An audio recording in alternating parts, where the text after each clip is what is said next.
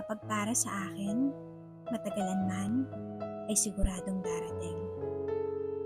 Pressured ka, no? Kasi pinangako mo sa sarili mo na makukuha mo na lahat ng pinangarap mo bago ka man lang sana mag-30.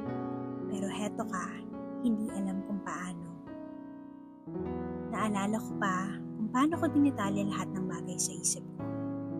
I created a deadline for each dreams I've written in my head.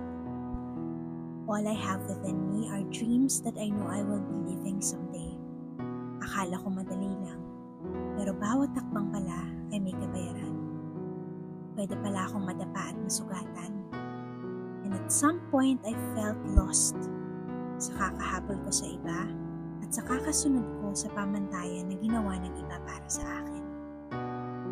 Dear, if you feel lost and pressured lately, please be reminded that life is not a race. Cliché as it may sound, but you are doing just fine.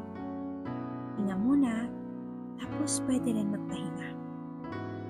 Hindi nasunod yung deadline mo para masunod yung timeline na prepare ni Lord para sa'yo. It's okay to begin again in 30, 31, or even 40.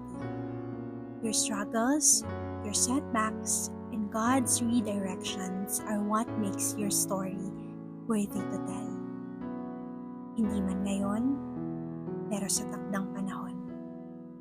Whether God do it today or not, it is not the question of visibility, but it is who you are in the waiting.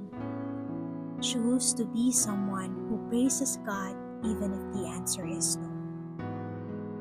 Hindi man ang maging sagot, alam ko naman na may nakalaan. With love and prayers, Noel.